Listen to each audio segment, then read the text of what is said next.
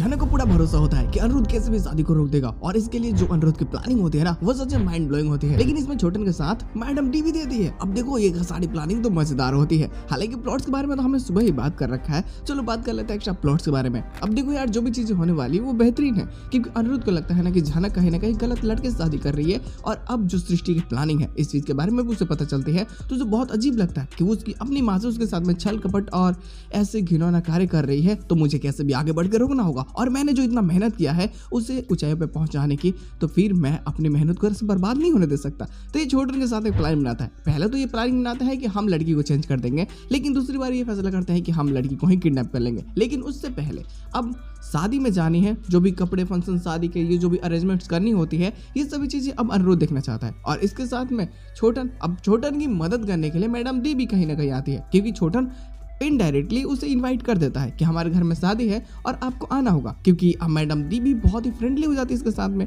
और कुछ ऐसी बातें कर देती है जस्ट लाइक ये कि जो भी इसने स्टोरी बनाया होता है ना कि मेरे 5 बच्चे हैं और बात ऐसी है कि 4-5 सालों में हो चुके हैं, तो ये बातों से उसे तो पता चल जाता है कि झूठ बोल रहा है। तो वो चैलेंज देती होती है कि तुम अपने बेबी को लेकर के आओ और बच्चों को लेकर के आओ, तो मैं तुम्हारी पब्लिशर से बहुत सारे बुक्स खरीद लूँगी। तो छोटन इसके लिए प्लानिंग बनाता है, बाद में ये एक्सपोज हो जाता है तो थोड़ी सी फ्रेंडशिप इनमें हो जाती है, जो झनक की शादी रुकने के लिए काफी ज्यादा जरूरी भी है, क्योंकि काफी वक्त तक तो झनक का रोल में मैडम दी ही होती है। अब उसकी जगह पे ये कई सारे रस्मों को करती है, लेकिन तब तक जब तक सच्चाई सामने आती कि झनक तो ये मंडप में है ही नहीं, तब तक तो बखेरा और हो जाता है, क्योंकि उस टाइम तक सीसीटीवी फुटेजेस बाकी सारी चीज़ें भी पता चल जाती है कि भाई ये सब जहर वहर का जो भी नाटक हुआ था ये सब किसी और नहीं बल्कि सृष्टि ने ही करवाया था और सृष्टि ने ही जहर में भी लाए थे। तो ये सारी चीज़ें कहीं ना कहीं सृष्टि को एक्सपोज करने के लिए बहुत ज़्यादा जरूरी होती है। लेकिन जो गुरु जी से भी नज़दीकियाँ बढ़ानी बहुत ज़्यादा जरूरी है अनिरुद्ध को, नहीं तो फिर ऐसा तो फ़ायदा क्या होगा। अगर झनक से शादी वो कर भी लेता है तो फिर उसका अधिकार तो उसे मिल नहीं पाएगा ना। आखिरकार झनक के अधिकार क्या है, उसके पिता की संपत्ति में से जो चीज़ है उसको मिलना, उसका प्रेम, उसका जो भी है जो हक है उसको वो दिलाना चाहता है। ठीक है, तो गुरु जी से तो पहले तो ये माइंड ब्लोइंग कार्य करवाता है। पहले तो आशीर्वाद दिलाता है, बोलता है कि ये आपकी बेटी समान है, क्योंकि इसकी माँ आपकी शिष्या थी तो ये तो हुई ना आपकी बेटी समान, ये भी आपके शिष्य है तो आपको आशीर्वाद देना होगा। अब इसको तो पता है कि ये गुरु जी इसके पिता है, तो जितने भी रस्में हो रही होते ना, कुछ रस्मों में गुरु जी को बोलता है शामिल होने के लिए और उनको फोर्स करता है कि अगर आप शामिल नहीं होते हैं तो फिर मैं आपकी लंका लगा दूंगा और गुरु जी मुझे माफ कर दीजिएगा, मुझे अच्छा बनने का कोई शौक नहीं है। गुरु जी को भी डर लगता है कि हे भाई ये बोल रहा है ना ये कुछ भी कर देगा, तो इससे अच्छा है कि मुझे शांति से जो बोल रहा है वो कार्य करना है। और बस ये करने लगते हैं एक ही करके। कुछ रस्मों में आशीर्वाद दिलाने वाले जितनी भी जगह होती है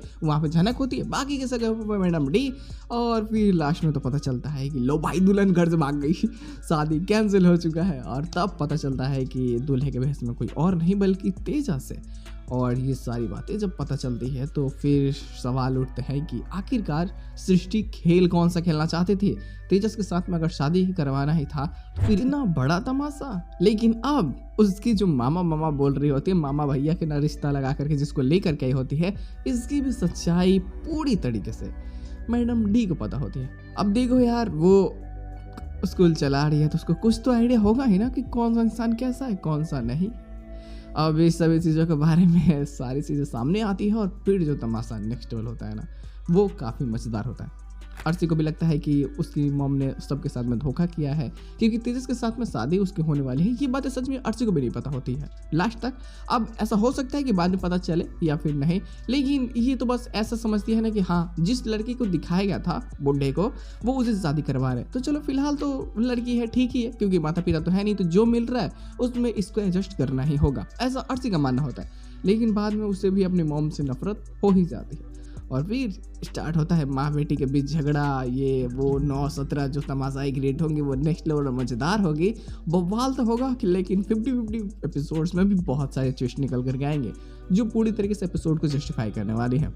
कसम से हर मज़ा आने वाला है नेक्स्ट लेवल जाकर के, क्योंकि अब छोटा स्टोरी को डाइवर्ट करने की पूरी कोशिश करने वाला है। और मुझे तो इसकी स्टोरी लाइन पसंद आ रही है, ये इसकी और मैडम डी की एक को पता है कि सामने वाला झूठ बोल रहा है बट फिर भी उसके साथ वो फ्रेंडली बिहेव करती है। इसके लिए तो दिल में एक थैंक्स उसके लिए बनता है, जो ये अच्छा है। देखते लोग आने वाले प्लॉट्स में और क्या बेहतरीन चीजें हो सकती है। आज तो गलती हो गई थी कि भाई प्लॉट्स हमने सुबह अपलोड कर दिया, अब चाहो तो देख सकते हो।